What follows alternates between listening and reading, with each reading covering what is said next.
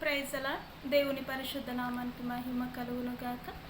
చక్కటి అవకాశాన్ని దయచేస్తున్న దేవాతి దేవుడికి ప్రత్యేకమైనటువంటి వందనాలు తెలియజేస్తూ ఉంటున్నాను. ఈ సమయంలో పరిశుద్ధ గ్రంథంలో నుండి ఒక లేఖనాన్ని మనం చూసుకుందాం. మార్కు స్వార్త 7వ అధ్యాయము 15వ వచనాన్ని గమనించినట్లయితే, వెలుపలి నుండి లోపలికి పోయి మనుషుని అపవిత్రునిగా చేయగలుగునది ఏదీ లేదు, కానీ లోపలి నుండి బయలు వెళ్ళునవే మనుషుని అపవిత్రునిగా చేయుననెను. ఈ వాక్యాన్ని మనము పరిశీలన చేసినట్లయితే, గమనించినట్లయితే దేవుని వాక్యము తెలియచేస్తూ ఉంటుంది.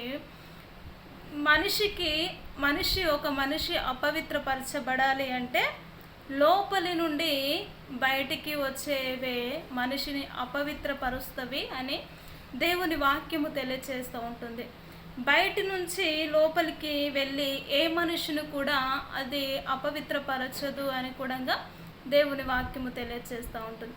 అయితే బయట నుంచి వచ్చేవి ఏమిటి, లోపలి నుంచి బయలు వెళ్ళేవి ఏమిటివి అని మనము గమనించినట్లయితే, శరీర కార్యములను ఆత్మ కార్యములను మనం కూడా చూస్తాం. పరిశుద్ధ గ్రంథంలో గలతీలకు రాసిన పత్రికలో చూసినట్లయితే, శరీర కోరికలు ఏమనగా నేత్రాశ, జీవపు డంబము, అనేకమైనటువంటి ఆలోచనల చేత, కోరికల చేత నింపబడి ఉన్న మనిషి మనస్తత్వము ఏదైతే మనస్సులో ఆలోచన చేస్తారో ఆ ఆలోచనను బట్టే వారు తలంచుతారు. తలంచిన దానిని బట్టే వారు చేయాలి అని ఆశపడతారు అని దేవుని వాక్యము తెలియచేస్తూ ఉంటుంది. కాబట్టి ఒక మనిషిని బయట నుంచి ఏది కూడా అపవిత్రపరచదు. మనిషి ఏదైతే చెడుగా ఆలోచన చేస్తారో, చెడు తలంపుల ప్రకారము ఎప్పుడైతే నడుస్తారో దాని ప్రకారమే బయలు వెళ్ళి అది మనిషిని అపవిత్రపరచును అని దేవుని వాక్యము తెలియచేస్తూ ఉంటుంది.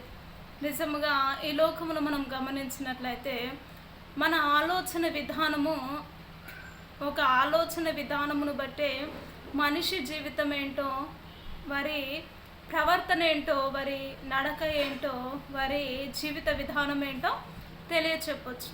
ఎలా అని మనము గమనించినట్లయితే, మనిషి ఆలోచించే ఆలోచనను బట్టే వారి ప్రవర్తన విధానము కూడా ఉంటుంది కదా.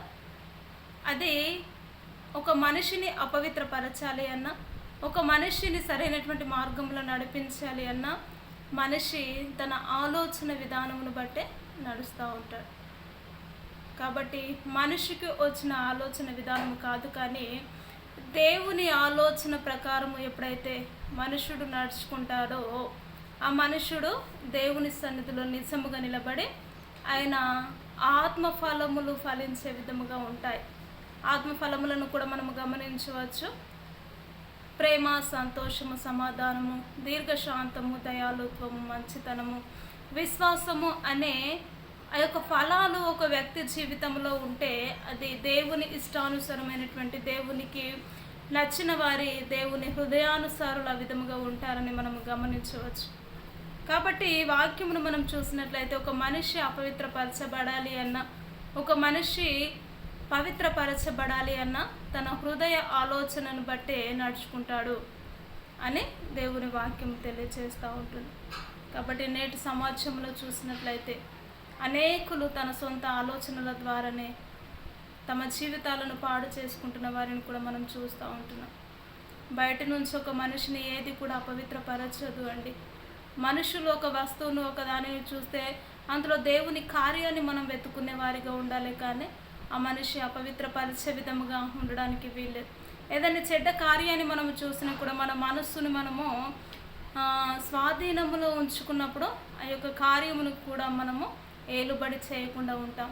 కాబట్టి దేవుని మాటలు తెలియచేస్తూ ఉంటుంది, ఒక మనిషి అపవిత్రపరచబడాలి అన్న, పరిశుద్ధంగా జీవించబడాలి అన్న తన మనస్సులో నుండి వచ్చి బయలు వెళ్ళే ప్రతి మాటను బట్టి ఉంటుందని దేవుని వాక్యము తెలియచేస్తూ ఉంటుంది. కాబట్టి ఆ విధమైనటువంటి ఆలోచన విధానము చేత మనము నడవకుండినట్లు నిత్యము దేవుని సన్నిధిలో అపవిత్రుల వలె కాక పవిత్రుల వలె పరిశుద్ధముగా మన మనస్సును మన స్వాధీనంలో ఉంచుకొని దేవుణ్ణి మహిమపరిచేవారుగా మనము ఎప్పుడు ఉండలాగున ఈ సమయంలో ప్రార్థన చేసుకుందాం. ప్రతి ఒక్కరు ఏకీభవించినట్లయితే, సకల ఆశీర్వాదములకు కారణభూతుడా నీకు వందనాలు. నిజముగా ఒక మనిషిని అపవిత్రపరచబడాలి అంటే అయా బయట నుంచి వచ్చేవి ఏవి కూడా ఒక మనిషిని అపవిత్రపరిచేయ. అయా నీ రాజ్యములో ప్రభా అయా మనుషుడు ఏవైతే ఆలోచన చేస్తాడో తలస్తాడో ఆ యొక్క ఆలోచన విధానమును బట్టి చేయాలన్నదే కోరిక. కాబట్టి అటు ఆలోచనలను దూరపరిచి ప్రభా నిత్యము నిన్ను సంతోషపెట్టేవారి, నీ మనస్సును తెలుసుకున్న వారి ప్రభా జీవించుటకు నీ కృపను నీ కనికరమును మీరు చూపించండి. నీ సన్నిధిలో ఆత్మఫలములు ఫలించి దేవా నిత్యము నిన్ను మహిమపరిచే బిడ్డలుగా ఉండడానికి నీ కృపను నీ కనికరమును దేవా మీరే చూపించి నీ నామానికి మహిమ తెచ్చుకోమంటూ యేసుక్రీస్తు ఉన్నతమైనటువంటి నామములో ప్రార్థించి అడిగి వేడుకుంటున్నాము తండ్రి. Amen amen. Praise the lord అందరికీ.